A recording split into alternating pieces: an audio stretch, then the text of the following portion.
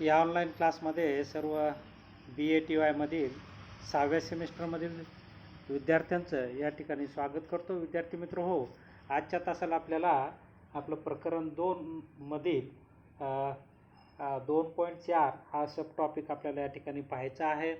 Public expenditure, सार्वजनिक खर्च हा टॉपिक आपल्याला आजच्या तासाला पाहायचा आहे. यामध्ये सार्वजनिक खर्चाचे घटक आणि सार्वजनिक खर्च वाढीची कारणे हे दोन भाग यामध्ये पाहायचे आहेत. प्रत्येकदा सांगतो, सार्वजनिक खर्चामध्ये आपल्या सिलेबसला अभ्यासासाठी सार्वजनिक खर्चाचे घटक म्हणजे कुठल्या घटकावर सार्वजनिक खर्च होत असतो ते, आणि त्याचे कुठले घटक आहेत तो भाग, आणि त्यानंतर भारतातील सार्वजनिक खर्च वाढीची कारणे हे दोन मुख्य मुद्दे यामध्ये आपल्याला अभ्यासायचे आहेत. तर विद्यार्थी मित्र हो, यापूर्वीच्या तासाला आपण सार्वजनिक कर्ज पाहिलेलं आहे. सार्वजनिक कर्ज म्हणजे सरकारने काढलेलं कर्ज. सरकार म्हणजे केंद्र सरकार, राज्य सरकार आणि स्थानिक स्वराज्य संस्था यांना कर्ज काढण्याचा अधिकार आहे, आणि विकासासाठी कर्ज काढल्या जातं. आपण पाहतो की किंवा अर्थसंकल्पातील तूट भरून काढण्यासाठी किंवा कल्याणकारी योजनांची अंमलबजावणी करण्यासाठी शासनाचा खर्च वाढल्यामुळे कर्ज काढावा लागतो. तर आज आपल्याला या कर्जाला अनुसरूनच आज सरकारचा खर्च पाहायचा आहे. सरकारचा खर्च म्हणजे लोकांचं उत्पन्न असतं. आपण पाहितलं तेजी मंदीच्या काळामध्ये, व्यापार चक्रामध्ये आपण पाहितलं की जेव्हा अर्थव्यवस्थेमध्ये मंदी असते तेव्हा शासनाला मंदीवरील उपाय म्हणून सार्वजनिक खर्चात वाढ करावी लागते. आपण पाहतो की सरकारचा हस्तक्षेप हे अभिमतपंथी अर्थशास्त्रज्ञ जे होते, सनातनवादी अर्थशास्त्रज्ञ जे होते, त्यांना सरकारचा हस्तक्षेप मान्य नव्हता. अर्थव्यवस्था त्यांनी मुक्त ठेवली होती. परंतु 1929च्या जागतिक महामंदीने आपण पाहतो की सरकारी हस्तक्षेप हा अनिवार्य केलेला आहे. कारण जोपर्यंत सरकारचं नियंत्रण अर्थव्यवस्थेवर राहत नाही तोपर्यंत अर्थव्यवस्थेतील तेजी आणि मंदीला आपल्याला या ठिकाणी आळा घालता येणार नाही. किंवा देशाचा जर नियोजनबद्ध विकास करायचा असेल तर सरकारची भूमिका ही महत्त्वाची असते, आणि सरकारची भूमिका सरकार वित्तीय धोरणाच्या माध्यमातून पार पाडत असतं. या वित्तीय धोरणामध्ये कर आहे, कर्ज आहे, खर्च आहे आणि तुटीचा भरणा आहे. या 4 साधनांच्या माध्यमातून शासन अर्थव्यवस्थेतील तेजी मंदीवर किंवा व्यापार चक्रावर नियंत्रण आणून विकासात्मक आर्थिक स्थैर्य निर्माण करून विकासात्मक योजना या ठिकाणी योजनांच्या माध्यमातून या ठिकाणी अर्थव्यवस्था पुढे नेण्याचं कार्य शासन करत असतं. म्हणून या ठिकाणी अर्थशास्त्रामध्ये सार्वजनिक वित्त किंवा सार्वजनिक आयव्यय किंवा पब्लिक इकॉनॉमिक्समध्ये आपण पाहतो की पब्लिक इकॉनॉमिक्समध्ये मुख्य 4 घटकाचा अभ्यास या ठिकाणी केला जातो. कराचा अभ्यास, सार्वजनिक खर्चाचा अभ्यास, सार्वजनिक कर्जाचा अभ्यास आणि तुटीच्या भरणाचा अभ्यास. या अनुषंगाने सार्वजनिक खर्च हा टॉपिक खूप महत्त्वाचा आहे. सार्वजनिक म्हणजे सरकार आणि खर्च म्हणजे सरकारचा खर्च. आणि सरकार आपण ते पाहितलेले सरकारचे प्रकार: केंद्र सरकार, राज्य सरकार आणि स्थानिक स्वराज्य संस्था. या माध्यमातून सरकारला आपलं प्रशासन चालवण्यासाठी खर्च करावा लागतो. सरकारला आपल्या योजना पूर्ण करण्यासाठी खर्च करावा लागतो. सरकारला सामाजिक न्याय प्रस्थापित करण्यासाठी या ठिकाणी खर्च करावा लागतो. या अनुषंगाने आपण पाहतो की सरकारचा खर्च हा अर्थव्यवस्थेच्या विकासाला उभारी देणारा असतो, अर्थव्यवस्थेमध्ये तेजी आणणारा असतो, अर्थव्यवस्थेमध्ये अनुकूल बदल घडवून आणणारा असतो. आणि म्हणून सरकारने केलेला 1 रुपया खर्च अर्थव्यवस्थेत अनुकूल बदल 10 रुपये घडवून आणत असतो. आणि म्हणून अर्थव्यवस्थेमध्ये सरकारी खर्च हा खूप महत्त्वाचा असतो. केन्सने म्हटलेलं आहे, अर्थव्यवस्थेत जर प्रभावी मागणी या ठिकाणी निर्माण करायची असेल तर सरकारने खर्च केला पाहिजे. कारण सरकारचा खर्च हा 1 रुपयाचा खर्च हा अर्थव्यवस्थेमध्ये 10 रुपयाची अनुकूल वातावरण निर्माण करतो. आणि त्यातून आपण पाहतो की लोकांच्या उत्पन्नात वाढ होते, लोकांना रोजगार प्राप्त होतो. रोजगार प्राप्त झाल्यामुळे लोकांची मागणी वाढते. मागणी वाढल्यामुळे आपण पाहतो की अर्थव्यवस्थेमध्ये तेजी येते आणि तेजीतून अर्थव्यवस्था पुढे जात असते. आणि या अनुषंगाने सार्वजनिक खर्च हा खूप महत्त्वाचा असलेला 20व्या शतकात सार्वजनिक खर्चाला खूप महत्त्वाचं स्थान असलेलं आपल्याला या ठिकाणी दिसून येतं. तर अशा प्रकारे सार्वजनिक खर्चाची व्याख्या या ठिकाणी आपण पाहूया की सार्वजनिक खर्च कशाला म्हणायचं आहे. तर या ठिकाणी काही व्याख्या आपल्यासमोर स्क्रीनवर या ठिकाणी पाहायला मिळतात. पहिली व्याख्या आहे केंद्र सरकार, राज्य सरकार आणि स्थानिक स्वराज्य संस्था यांच्याकडून केला जाणारा खर्च म्हणजे सार्वजनिक खर्च. म्हणजे सार्वजनिक खर्च म्हणजे केंद्र सरकारचा खर्च म्हणजे सार्वजनिक खर्च, राज्य सरकारचा खर्च म्हणजे सार्वजनिक खर्च, स्थानिक स्वराज्य संस्थांकडून होणारा खर्च म्हणजे सार्वजनिक खर्च होय. म्हणजे थोडक्यात सरकारी खर्च म्हणजे सार्वजनिक खर्च असं आपल्याला म्हणता येईल. त्यानंतर दुसरी व्याख्या आहे की शासकीय उद्दिष्टे साध्य करण्यासाठी शासनाकडून जो खर्च केला जातो त्या शासकीय खर्च किंवा सार्वजनिक खर्च असे म्हटले जाते. आता सरकार का खर्च करतं याचे काही उद्देश, ऑब्जेक्टिव्ज ऑफ पब्लिक एक्सपेंडिचर या ठिकाणी थोडक्यात आपण पाहूया. तर आपण पाहतो की सरकारला खर्च सामूहिक गरजा किंवा साठी तरतूद म्हणून या ठिकाणी करावं लागतं. जसं की आपण पाहतो की सामूहिक गरजा मोठ्या प्रमाणात असतात. त्यानंतर आपण पाहतो अंतर्गत शांतता निर्माण करण्यासाठी, वाहतूक व दळणवळणाच्या सोयी उपलब्ध करून देण्यासाठी, वीज पुरवठा करण्यासाठी, पाणी पुरवठा करण्यासाठी, बागबगीचे, प्रेक्षणीय स्थळे, पर्यटन केंद्र, पोस्ट सेवा, दूरध्वनी सेवा, रेल्वे सेवा, एस टी महामंडळ, सरकारचे जे सार्वजनिक उपक्रम असतात आणि त्यातून लोकांना ना नफा ना तोटा या तत्वावर शासन सेवा उपलब्ध करून देत असतं. त्यातून आपण पाहतो की लोकांच्या विकासाला अनुकूल वातावरण या ठिकाणी निर्माण होतं आणि सामाजिक न्यायाच्या माध्यमातून या ठिकाणी सामाजिक गरजांची पूर्तता करण्यासाठी शासनाला खर्च करावा लागतो. शिक्षण, आरोग्य, राहणीमान या बाबीवर मोठ्या प्रमाणात शासन खर्च करतं आणि त्यामुळे आपण पाहतो की सार्वजनिक खर्चापाठीमागील हा एक उद्देश असलेला आपल्याला दिसून येतो. त्यानंतर दुसरा उद्देश आहे आर्थिक विषमता कमी करणे. सरकारचा खर्च म्हणजे लोकांचं उत्पन्न असतं आणि लोकांच्या उत्पन्नात वाढ झाली तर आर्थिक विषमता कमी होते असं आपल्याला दिसून येतं. त्यानंतर प्रादेशिक विषमता कमी करण्यासाठी आपण पाहतो की ज्या प्रदेशामध्ये उद्योग उभारल्या जात नाहीत, खाजगी गुंतवणूक होत नाही, तिथं सरकार स्वतः सरकारी गुंतवणुकीच्या माध्यमातून, सरकारी उपक्रमाच्या माध्यमातून मोठ्या प्रमाणात गुंतवणूक करतं आणि त्यामध्ये रोजगार निर्माण करून त्या ठिकाणच्या लोकांचं उत्पन्न वाढवण्याचा प्रयत्न किंवा विकासाला चालना देण्याचा प्रयत्न या ठिकाणी सरकार करून सार्वजनिक खर्चाच्या माध्यमातून होत असतं. त्यानंतर सार्वजनिक खर्च आर्थिक स्थैर्य प्राप्त करणे हा एक मुख्य उद्देश त्या पाठीमागेला असलेला आपल्याला दिसून येतो. आपण पाहतो की अर्थव्यवस्थेतील आर्थिक अस्थैर्य हे अर्थव्यवस्थेच्या विकासामध्ये अडथळे निर्माण करतं आणि म्हणून तेजीमंदीचे चक्रातून आर्थिक अस्थैर्य प्राप्त होत असतं आणि त्यावर नियंत्रण आणण्यासाठी शासन सार्वजनिक खर्चाचा उपयोग करून आर्थिक स्थैर्य प्रस्थापित करत असतं. हा एक महत्त्वाचा उद्देश या पाठीमागे असलेला आपल्याला दिसून येतो. त्याचबरोबर देशाचा आर्थिक विकास घडवून आणणे हाही एक महत्त्वाचा उद्देश असलेला आपल्याला दिसून येतो. त्यानंतर उपभोग, गुंतवणूक व गुंतवणुकीचे विभाजन यावर अनुकूल परिणाम घडवून आणण्यासाठी सरकारचा खर्च हा होत असतो असं आपल्याला या ठिकाणी दिसून येईल. त्यानंतर सार्वजनिक खर्चाची वैशिष्ट्येही आपल्याला या ठिकाणी पाहावयास मिळतात. सार्वजनिक खर्च हा आपण पाहतो आवश्यक व सक्तीचा असतो. सरकारला तो करावाच लागतो, टाळता येत नाही. सार्वजनिक खर्च हा समाजहितासाठी असतो, सामाजिक कल्याण घडवून आणणारा असतो असं आपल्याला म्हणता येईल.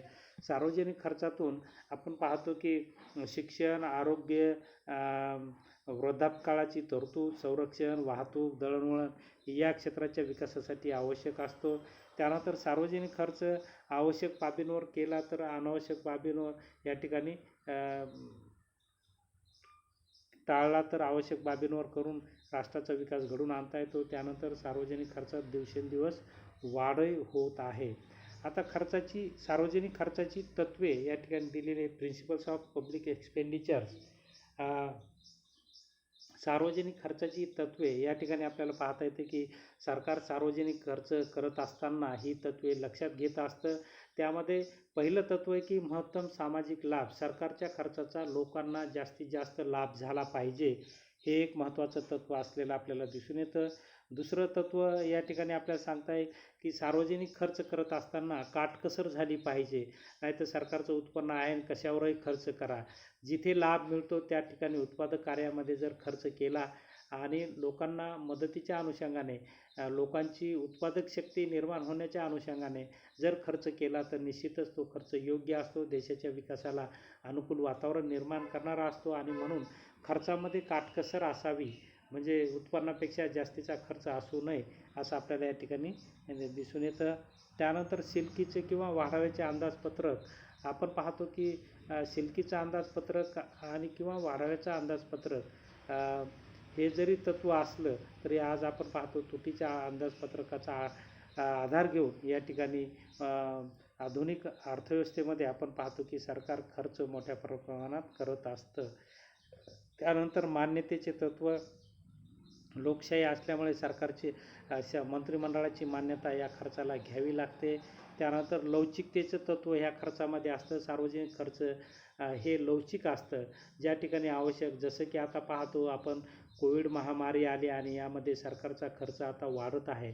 तशा प्रकारच्या वाढत्या खर्चाला तरतूद देण्यासाठीही या ठिकाणी सरकारकडे मंत्रिमंडळ तयार असतं. अशा प्रकारची लवचिकता असली पाहिजे सरकारी खर्चामध्ये, हे आपल्याला दिसून येतं. त्यानंतर सरकारी खर्च उत्पादक असले पाहिजे, कारण उत्पादक कार्यावरच खर्च झाला तर आपण पाहतो त्यातून फायदा होतो. 1 रुपयाचा खर्च 10 रुपये उत्पन्न तयार करतो. अशा प्रकारचा फायदा अर्थव्यवस्थेला झाला तर सरकारी खर्च हा उपयुक्त असतो, अन्यथा उपयुक्त नसतो. म्हणून सार्वजनिक खर्च हे उत्पादक झाले पाहिजे. त्यानंतर समान वितरण आपण पाहतो की खर्च हा प्रत्येक राज्यावर किंवा मागासलेल्या प्रदेशावर किंवा आर्थिक विषमता कमी करणारा असला पाहिजे असं आपल्याला या ठिकाणी दिसून येतं.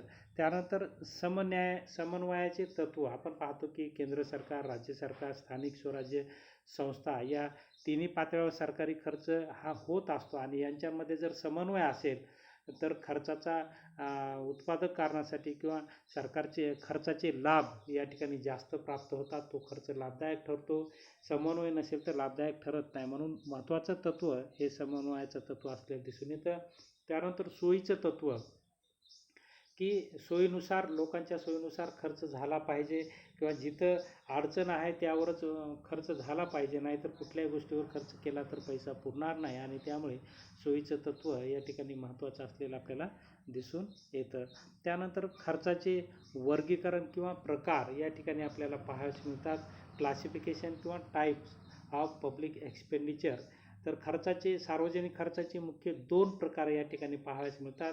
एक योजना खर्च, प्लॅनिंग एक्सपेंडिचर म्हणतात, आणि योजनेतर खर्च, नॉन प्लॅनिंग एक्सपेंडिचर असं त्याला आपण म्हणू शकतो. योजना खर्च आणि योजनेतर खर्च हे 2 खर्चाचे महत्त्वाचे प्रकार या ठिकाणी आपल्यास पाहावयास मिळतात. योजना खर्चात कुठला कुठला खर्च येतो पहा.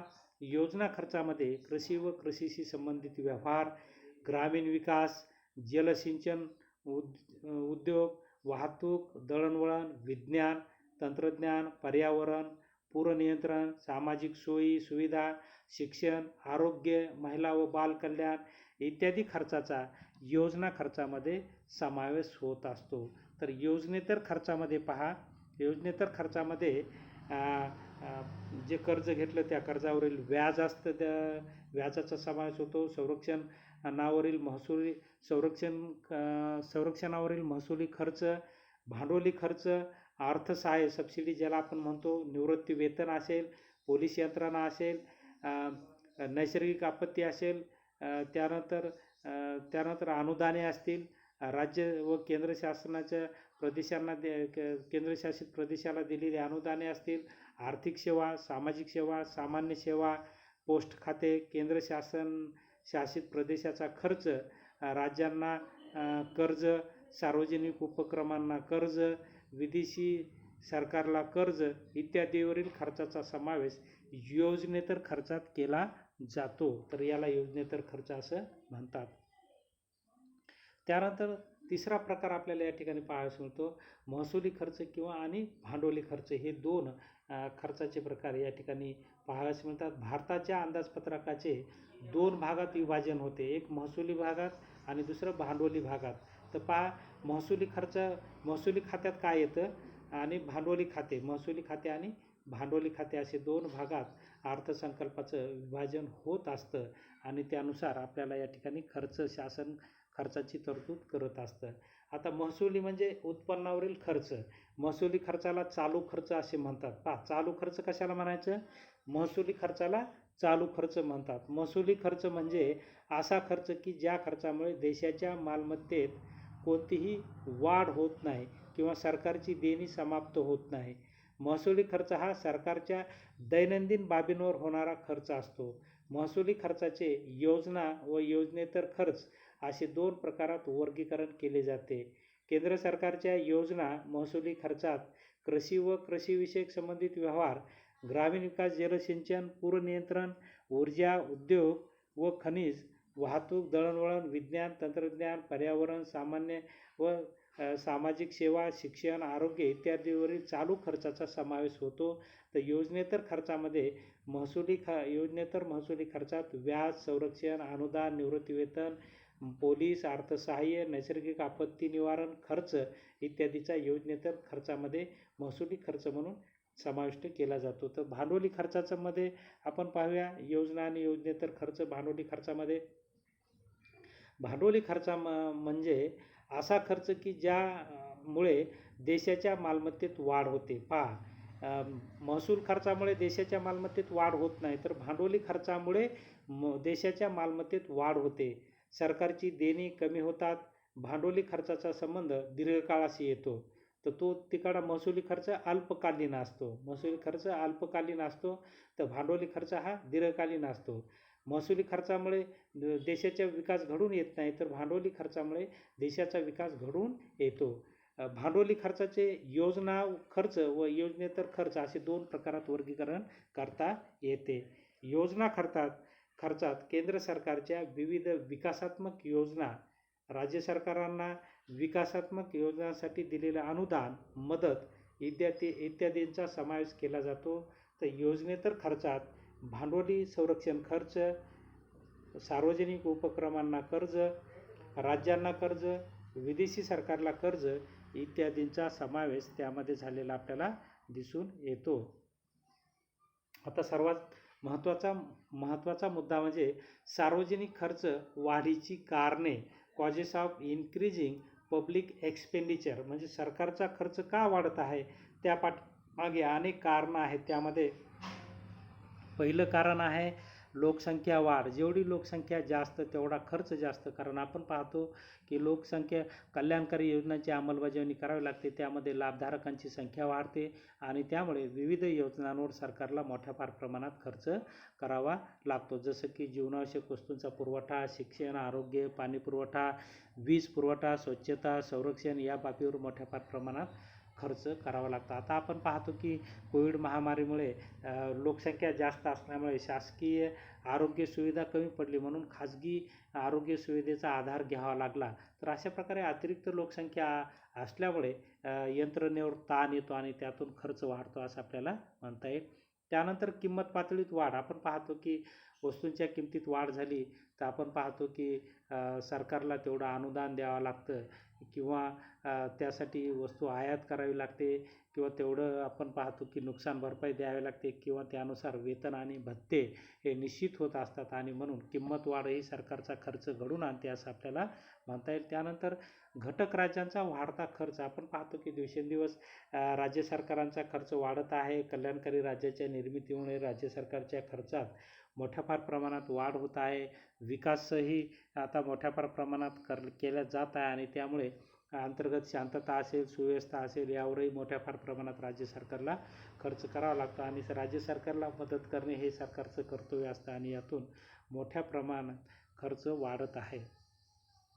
त्यानंतर आपण पाहतो की संरक्षणावरील खर्च वाढत असल्यामुळे सरकारी खर्च हा वाढत आहे. आपण पाहतो की भारताच्या आंतरराष्ट्रीय संबंध कसे आहेत यावर हा खर्च अवलंबून असतो. एखाद्या वेळेस आंतरराष्ट्रीय संबंध बिघडले तर खर्चात वाढ करावी लागते. आंतरराष्ट्रीय संबंध त्यामुळे शासन स्थिर करण्याचा किंवा सलोख्याचे ठेवण्याचा प्रयत्न करत असतं आणि त्यातून आंतरराष्ट्रीय पातळीवर आपण पाहतो की आपल्या अनुकूल असं गव्हर्नमेंट जर विदेशातील राष्ट्रात आलं तर सरकारचा खर्च कमी होतो आणि आपल्याला विरोध करणारं शासन तिथं आलं तर त्यांच्या उपद्व्याप म्हणून आपल्याला संरक्षणात्मक तरतूद किंवा तशा प्रकारच्या हालचाली कराव्या लागतात आणि त्यासाठी मोठ्या प्रमाणात खर्च करावा लागतो. आपण पाहतो की आता सध्या यावर्षी आपण पाहितलं की भारताला चीनकडूनही मोठ्या फार प्रमाणात धोका वाढल्यामुळे, सीमेवर धोका वाढल्यामुळे खर्च वाढला. पाकिस्तानचा आपण पाहतो तर नेहमीच असतं, त्यामुळेही संरक्षण क्षेत्रावर मोठ्या फार प्रमाणात खर्च करावा लागतो. त्यानंतर भ्रष्टाचार. आपण पाहतो की जगातील सर्वात जास्त भारतामध्ये कल्याणकारी योजना असलेल्या आपल्याला दिसून येतात की सरकारचा खर्च हा मोठा आहे. विविध योजनांवर सरकार करतं, परंतु भ्रष्टाचाराच्या माध्यमातून भ्रष्टाचाराचं प्रमाण मोठं असल्यामुळे प्रत्यक्षात लोकांना त्याचे लाभ कमी मिळतात आणि म्हणून सरकारचा खर्च होऊनही लोकांना त्याचे फायदे होत नाहीत आणि त्यामुळे विकासात अडथळे निर्माण होतात. राजीव गांधीने म्हटलं होतं की आपण पाहतो की त्यांनी म्हटलं होतं वरून केंद्र सरकारने 1 रुपया लोकांसाठी पाठवला तर लोकांपर्यंत 10 पैसेच पोहोचतात, म्हणजे 90% मधातच गायब होतात. अशा प्रकारची स्थिती पूर्वी भारतामध्ये होती, परंतु आता आपण पाहतो की सगळ्या सरकारी योजना ह्या आता त्यामध्ये आधुनिक तंत्रज्ञानाचा वापर आणि त्याला जोडल्यामुळे आता प्रत्यक्ष लाभार्थ्यालाच आता योजना जात आहे. तरी बी आपण पाहतो जिथे ज्या योजनेमध्ये लाभार्थी नाहीत, जसं की वाहतूक, रस्ते निर्माण करणे, त्यामधून मोठ्या फार प्रमाणात आपण पाहतो की भ्रष्टाचार होतो आणि शासनाचा खर्च होऊनही त्यामुळे देशाचा विकास होत नाही. मूठभर लोकांकडे हा पैसा जमा होतो आणि त्यामधून मोठ्या फार प्रमाणात आर्थिक विषमता निर्माण होते. तर भ्रष्टाचारामुळेही आपण पाहतो की मोठ्या फार प्रमाणात खर्च वाढलेला आपल्याला दिसून येतो. त्यानंतर शासकीय पैशाची उधळपट्टी होते. आपण पाहतो की जसं की सरकारी खर्च हा लोकांना सहज वाटतो. जसं की एखादा रस्ता झाला आणि पुन्हा आपल्याला आपण पाहतो की कॉलनीमध्ये एखादा रस्ता झाला आणि आपल्याला नळ घ्यायचा असेल तर रस्ता आपण फोडतो, किंवा नाल्या करायच्या असतील तर रस्त्यावर माती टाकून रस्ता खराब केला जातो, किंवा जिथं 10 रुपये लागतात तिथं शासन 100 रुपये तरतूद करतं, म्हणजे 90 रुपयाची ही उधळपट्टीच आहे. किंवा सरकारी खर्च हा फारसा विचार न करता सहजरित्या केला जातो, किंवा कमिशन दिलं की त्याला कॉन्ट्रॅक्ट दिल्या जातं. तर अशा प्रकारे ही उधळपट्टी होत असते आणि त्यामुळे आपण पाहतो की त्यामुळे सरकारी खर्च हा वाढत आहे. जसं की आपण पाहितलं सरकारी कार्यालयात स्टेशनरी असेल, फर्निचर असेल, टेलिफोन असेल, याचा गैरवापर होतो. त्याचबरोबर लाईट, सरकारी कार्यालयातील लाईट असतील, फॅन असतील, कूलर्स असतील, AC असेल तर ते वेळेवर बंद केल्या जात नाही आणि त्यामुळे प्रचंड खर्चात वाढ झालेली आपल्याला दिसून येते. त्यानंतर लोकशाहीचा स्वीकार. आपण पाहतो की लोकशाही ही लोकांच्या कल्याणासाठी असते आणि त्यामुळे लोकांचं हित त्या ठिकाणी साध्य करण्यासाठी आपण पाहतो की देशातील गरिबी दूर करण्यासाठी, आर्थिक विषमता कमी करण्यासाठी, रोजगार निर्माणासाठी लोकांच्या कर्तव्य या ठिकाणी शासनाचं कर्तव्य असतं आणि हे कर्तव्य पार पाडत असताना सरकारला मोठ्या फार प्रमाणात खर्च करावा लागतो. त्याचबरोबर भारताची लोकशाही ही जगातील सर्वात मोठी लोकशाही असल्यामुळे मग यामध्ये होणाऱ्या निवडणुका, मग लोकसभा असेल, राज्यसभा असेल, विधानसभा असेल, विधान परिषद असेल, ग्रामपंचायत, जिल्हा परिषदा, नगरपालिका, पंचायत समित्या यांच्या निवडणुका चालूच राहतात आणि निवडणुकांमध्ये होणारा खर्च हा खूप मोठा खर्च असतो आणि तो शासनाला करावा लागतो आणि त्यामुळे शासकीय खर्च वाढून देशावर कर्ज वाढतं असं आपल्याला या ठिकाणी म्हणता येईल. म्हणजे शासनाचा खर्च आणि कर्जाचा समसंबंध असलेला आपल्याला दिसून येतो. जेवढा खर्च जास्त तेवढं कर्ज जास्त, कारण आपण पाहतो की उत्पन्न कमी पडले की शासन कर्ज घेतं आणि म्हणून शासनाच्या खर्चामध्ये काटकसर असली पाहिजे, लाभाचं तत्त्व असलं पाहिजे आणि लवचिकतेचं तत्त्व असलं पाहिजे, तरच त्याचा उपयोग राज्याच्या, देशाच्या विकासासाठी होतो. नाहीतर आपण पाहतो की ते भ्रष्टाचाराच्या माध्यमातून इतरत्र जातं.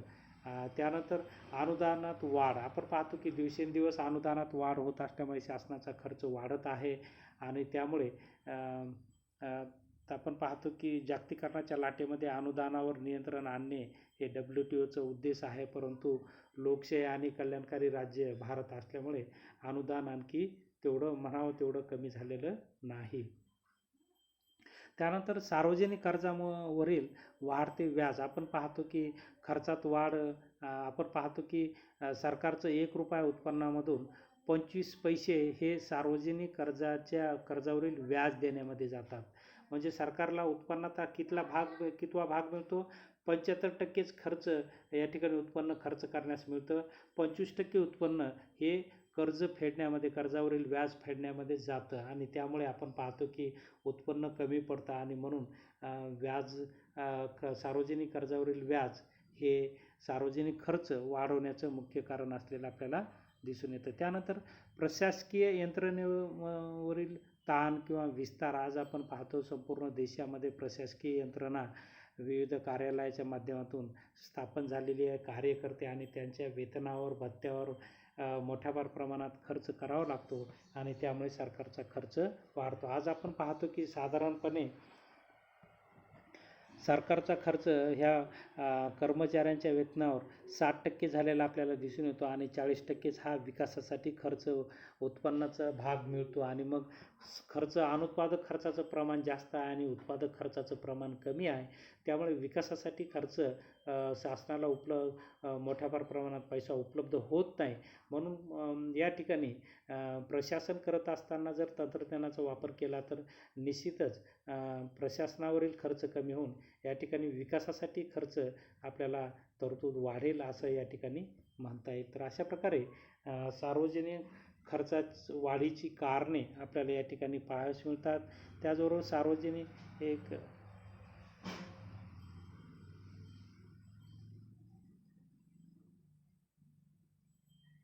अशा प्रकारे सार्वजनिक खर्च म्हणजे काय आणि त्याचे विविध घटक आणि सार्वजनिक खर्च वाढीची कारणे ही आपल्याला या ठिकाणी पाहावयास मिळतात. तर या तासाला आपण उपलब्ध झालात, शांतपणे ऐकून घेतलं त्याबद्दल आपले आभार व्यक्त करतो आणि या ठिकाणी थांबतो. धन्यवाद.